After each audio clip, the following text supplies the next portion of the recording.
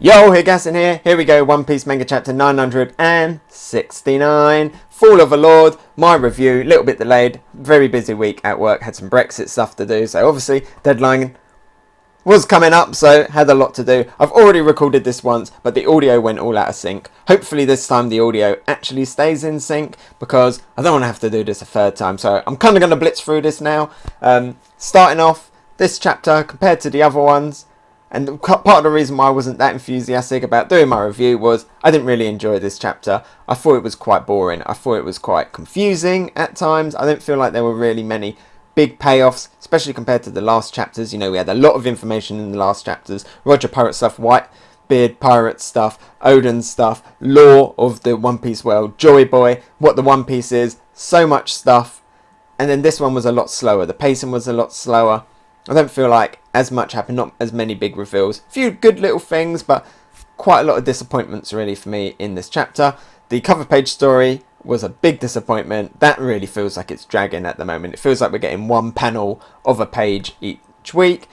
I had some high hopes when they were going to Dressrosa, and so far it hasn't paid off. I really wanted to see Leo, maybe get some Grand Fleet stuff, maybe get some Rebecca stuff, but we haven't got any of that yet. So let's see where that goes. Hopefully that starts picking up. The actual chapter itself, we had Oden running in towards Orochi. I was hyped. Maybe we're going to see Orochi's dragon form. He's Orochi, you know, his hybrid form. And we didn't see it here, which was a shame. I mean, Orochi, he's going to get completely beat by Oden anyway. But I wanted to at least see him maybe put up some kind of a fight. But we didn't get that. We got a slightly different twist. I mean, Orochi does have a mythical fruit, so you'd think he would be at least a little bit strong in that form. But we had Oden, he ran in, currently at least one of, if not the strongest person in the One Piece world. They even stated here that with all that training with Roger, Oden was at his peak, he was at his strongest. He goes in with his two swords and he can't get to Orochi because there's a barrier in the way.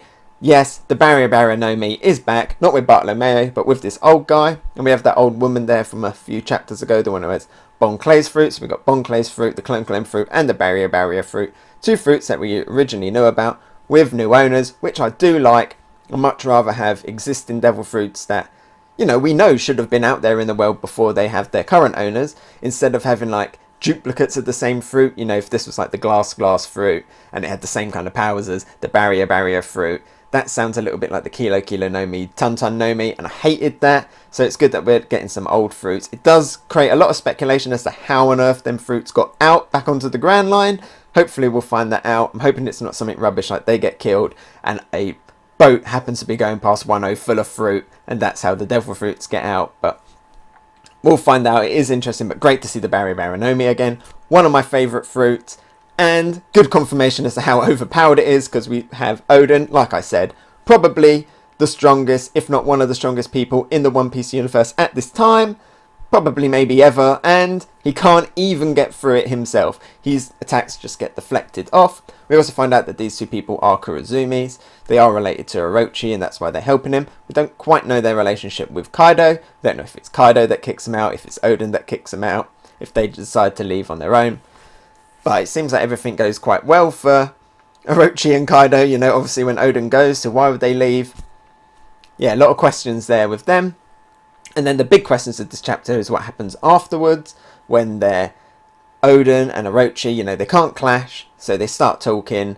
And then next thing you know, Oden is out in the streets with his clothes off, nothing but a loincloth. And he's dancing away, and he's doing that for the next few years as like Orochi's like little servant, little puppet, doing Orochi's bidding. And we find out that the Fall of the Lord that this title is Oden, because everybody loved Oden when he returned. They thought he was going to be Orochi. He didn't. He just does this dancing in the street, so everyone has lost respect for him, apart from his loyal 9 Red Scabbards and a few of the other legends like Hyogoro and Yasui. You know, they still respect him, but everybody else has kind of lost faith in Oden, and we don't know why. And I think that's the biggest weakness of this chapter, because it was slow, we had a lot of this stuff, and it was just kind of confusing, and I was like, what is going on? Like, give us some answers. And even by the end we don't really get any answers. We get a hint of an answer where Oden is talking about the ships that he thought Orochi was going to make. Then Orochi's like, no, I'm making weapons. It's like, is that it? Did Orochi just say he was going to make ships to open the borders of Wano? Like, and Oden did all of this and stepped back and let Orochi rule and let the Kaido take over and Wano fall apart. Did he do all of this just for some ships, or was there something else there? Because it feels like Oden could have just become the Shogun and done the ships himself. I mean, he did so much to Kuri, but yeah, I kind of wanted that answer by the end of this chapter. I'm really hoping we're going to get it in the next chapter, but we didn't get it, so I just ended this chapter a little bit like, huh? Why? Like, what's going on? And it's not like an exciting, like, oh my god, I need to know what's going to happen next. It's just a confusing kind of, what was that about? I wish I got a little bit more. The end of the chapter was really hype, seeing the 9 Red Scabbards going in. Finally, Orochi actually kind of snaps when he finds out that Hyogoro has been captured and that they killed Hyogoro's wife, and that, you know, Orochi has just literally turned and he's like, I'm making weapons, not making ships. And we see the 9 Red Scabbards going in. We're finally going to get that moment where they go to attack Kaido, and we find out why they're called the 9 Red Scabbards, because the light was shining on their swords and was making them glow red. Really cool, really great panel. Nice little hint there as well. More big clues that Denjiro is maybe Kyoshiro Zoro Sensei.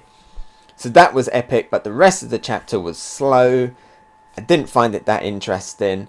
I found it very confusing, and it had the biggest disappointment of them all, and that was Gecko Moria versus Kaido. We finally get it here in this chapter. I've been hyped for it, and it was one panel of just Kaido here and Moria here, and that was it. We didn't get to see any of the fight. We just got word that during that fight, Roma's body went missing. How did Moria get there? Was he already there? Was he a subordinate of Kaido? How did that fight happen? I at least wanted to see a little bit of it. Was it a complete train wreck? Was Moria putting up any form of a fight? How did he find out about Wano? Like, I really wanted to know that. We didn't get to see it. This is something that I hope the anime expands on. Putting a lot of faith in the anime to expand on this.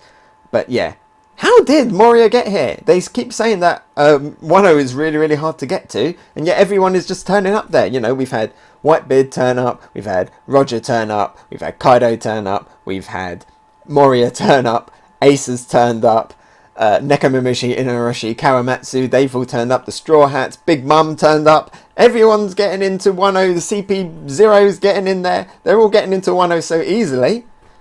How? I thought it was meant to be hard.